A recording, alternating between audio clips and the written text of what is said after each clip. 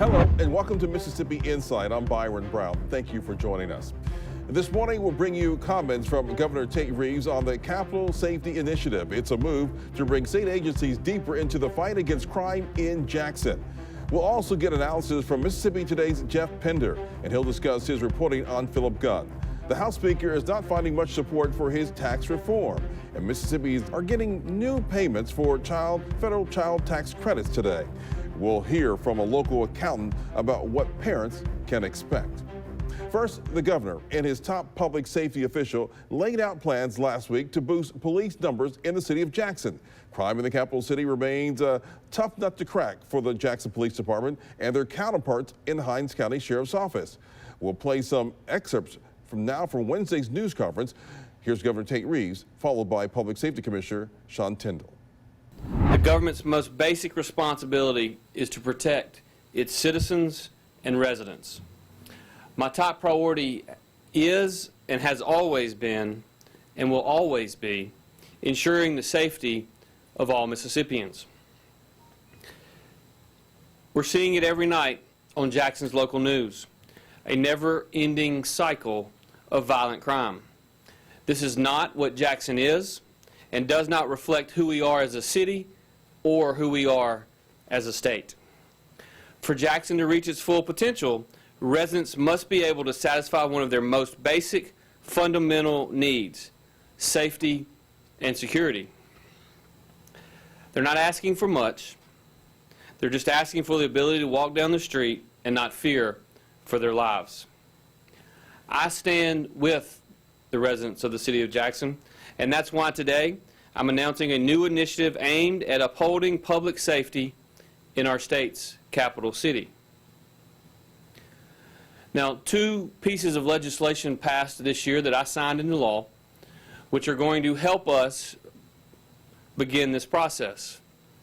One piece of legislation that I signed into law moved the Capitol Police from the Department of Finance and Administration to our state's Department of Public Safety. The other removed the prohibition from the Mississippi Highway Patrol for doing certain things within the city limits. To have a safe Jackson, we must have a safe downtown. So beginning tomorrow, the Department of Public Safety divisions will increase their presence and visibility throughout the Capitol Complex Improvement District. To our residents and those looking to relocate and those looking to invest in our capital city, I make this commitment to you. My administration will do whatever it takes to help keep downtown Jackson safe. As has always been the case during my tenure, it's important that we set expectations from the beginning. I want to be clear. This initiative will help. It is a good first step, but it will not solve all crime problems in the city of Jackson overnight. This is just one step towards reducing crime in our capital city. As the governor has mentioned, House Bill 974, which transferred the Capitol Police to the Department of Public Safety, and Senate Bill 2788, which allowed the Mississippi Highway Patrol to operate stationary radar within larger cities, gave us the greater opportunity to help the city of Jackson and our capital city by utilizing state assets and resources to help protect the citizens of the state of Mississippi, and in particular those within the capital city. With the Capital Safety Initiative, the citizens will see a greater presence of state law enforcement operating within the city of Jackson. The Mississippi Highway Patrol will be operating saturation units along the I-55, I-20, and I-220 corridors, as well as state highways located within the city. Within the Capitol Complex District, the Capitol Police will be saturating its resources along the streets of the Capitol District, ensuring that all available Capitol Police officers are mobilized in their vehicles, creating a greater visibility within the Capitol District. As many of you know, the Capitol District extends from Jackson State University all the way to I-55 and up into the Fondren area or just past the University of Mississippi Medical Center. Lastly, the Mississippi Bureau of Narcotics will be increasing its clandestine drug operations with its federal and state and local partners within the city of Jackson. Often what the Mississippi Bureau of Narcotics does is unrecognized. They're not uniformed officers, but they will be launching operations trying to reach and attack the drug problem within the city of Jackson. Just want to point out that these saturation missions as it relates to the Mississippi Highway Patrol are not unique to the city. These are missions that the patrol takes on regularly. Just within the last 4 to 6 weeks, I am personally aware of one that took place in and around Oxford, as well as one over the July 4th weekend that took place on Interstate 10 in conjunction with Louisiana State Police and Alabama State Police. And so we are excited about the prospects of doing our part and look forward to working with our sister agencies in state, local, and federal law enforcement to continue to work to improve the situation as we find it in the city of Jackson. About how many additional officers would this be on top of? I'm going to let Commissioner Tyndall address that shortly, but my guess is going to be that his answer is going to be that given that this is an ongoing mission, that he's not at liberty to tell you the specifics as to the number of officers. But I will say this: when you combine the increased presence of Capitol Police, the increased number of state troopers, as well as the increased presence of the Mississippi Bureau of Narcotics, which you will not see, I can assure you that the presence will be felt. You're up here today with members of law enforcement present, talking about a major public safety initiative in Jackson, and no city, JPD, county officials are joining you today. Can you speak to the optics of that and why you think they aren't here at the press conference? Well, I presume they're not here because we didn't invite them to necessarily be here. We work very closely with the Jackson Police Department. We work closely with Hines SO, and we will continue to work closely with them.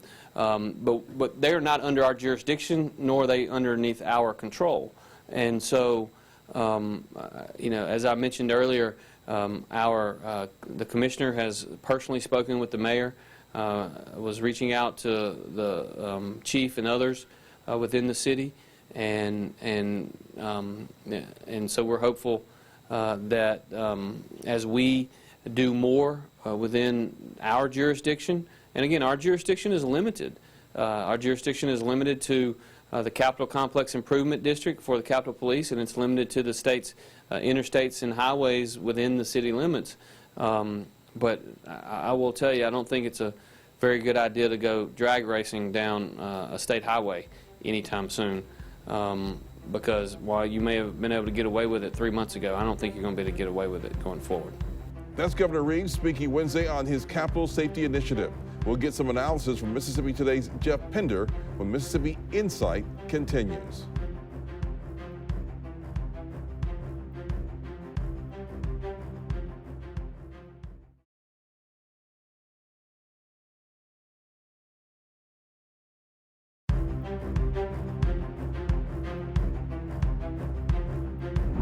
Welcome back. We want to bring in Geoff Pender. Geoff is the senior political reporter at our partner website, MississippiToday.org. He's among the reporters who covered Governor Reeves' unveiling of the Capital Safety Initiative. Geoff Pender, welcome back to Mississippi Insight. Hey, Byron. Thanks for having me. Talk to us about some of the reactions from Jackson leaders to the governor's initiative.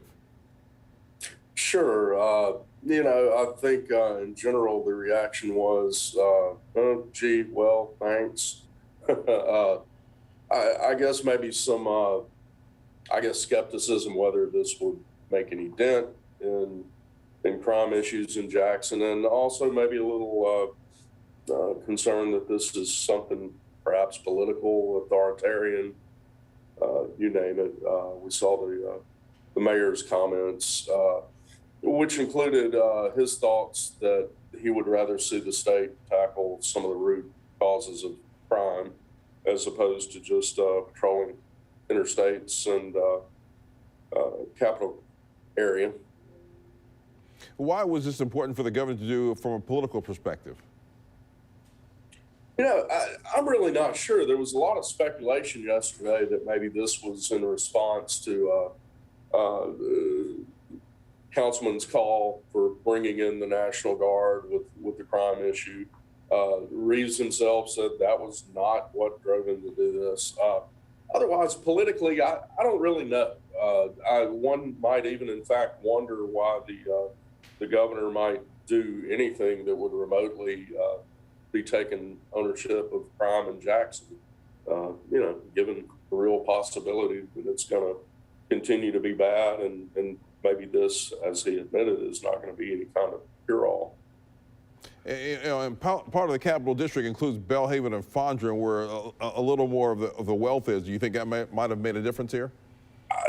Obviously, that could perhaps make a difference. It also includes the Capitol grounds and some more touristy areas. I don't have the answer to that politically, why this would be a good deal to do. And I also don't know the answer to why there wouldn't have been more perhaps inclusion, having some city leaders or even the city's legislative delegation being on hand for the announcement or appearing to be a part of this, but they were not.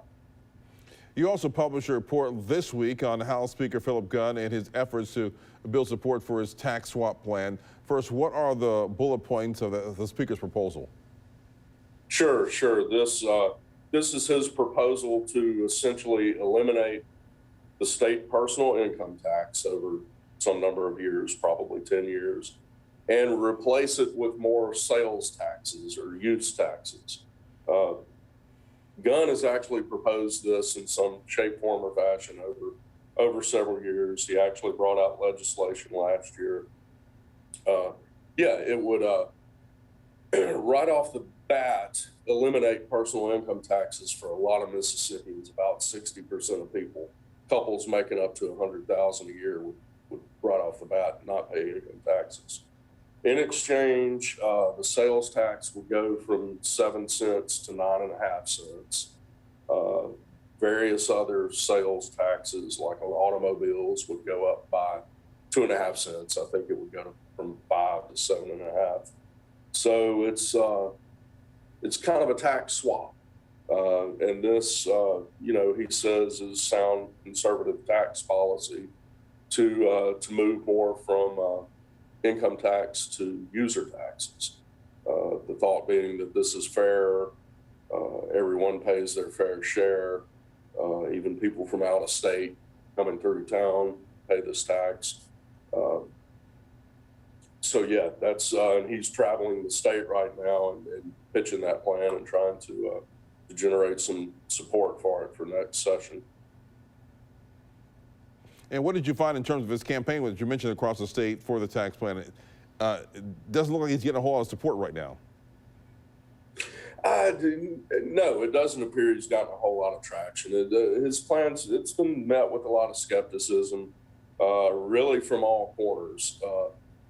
As we saw, it didn't get a hearing in the Senate last session, even after the House passed it.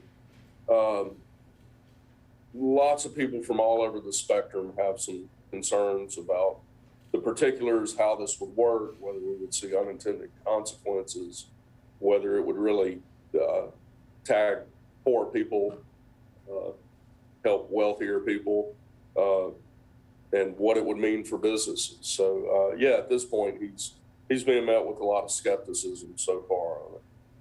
And the governor, he's been pushing for getting rid of the income tax. So where's he stand on what the Speaker's trying to do? Sure. The governor has said that he would like to do away with the personal income tax, but he has clearly said he is opposed to any tax swap.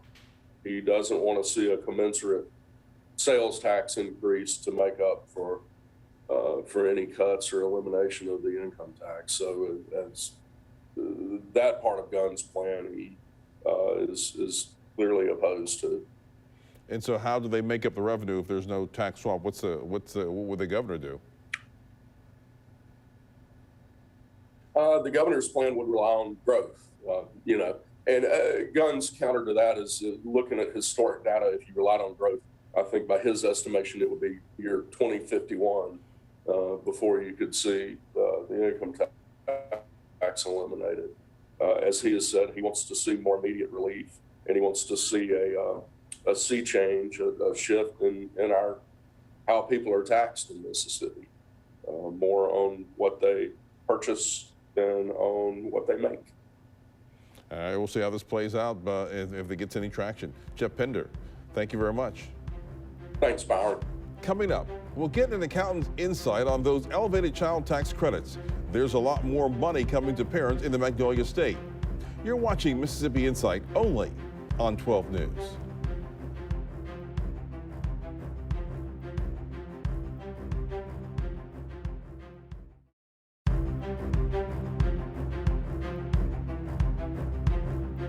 Welcome back to Mississippi Insight. I'm Byron Brown.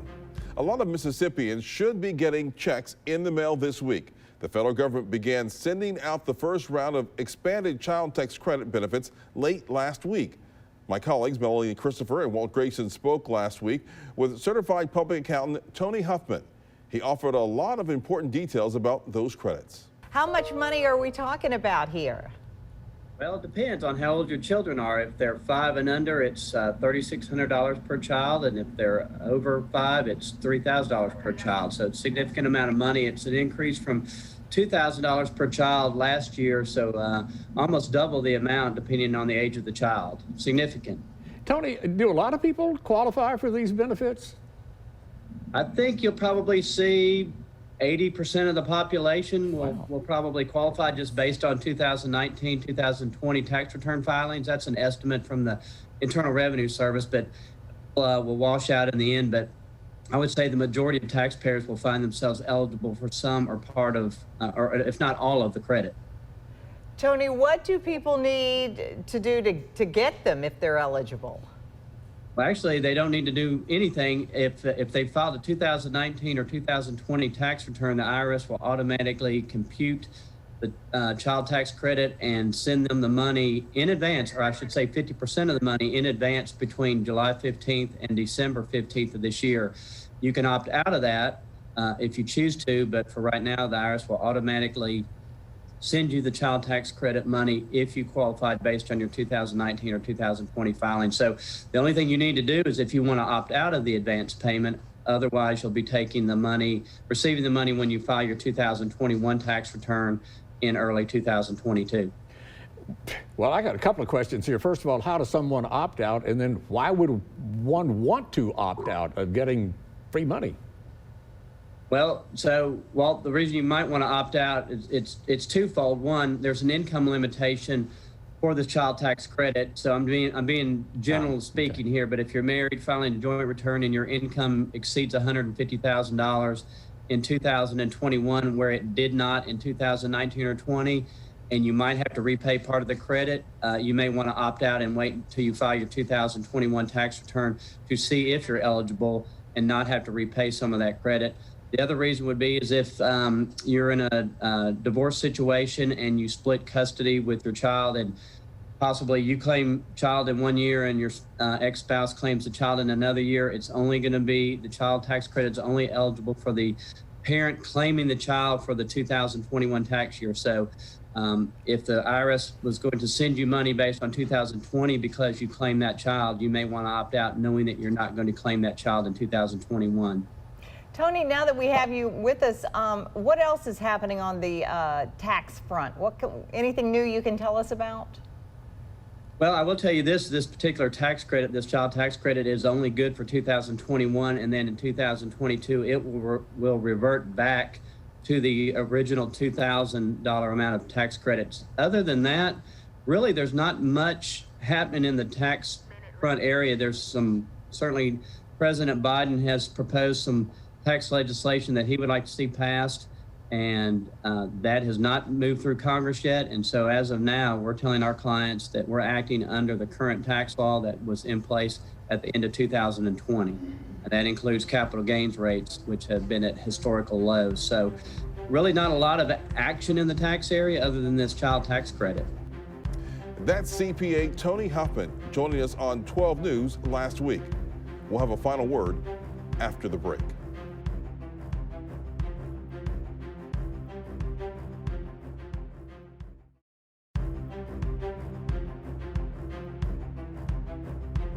Big thanks Mississippi Today's Geoff Pender and CPA Tony Huffman for their insights.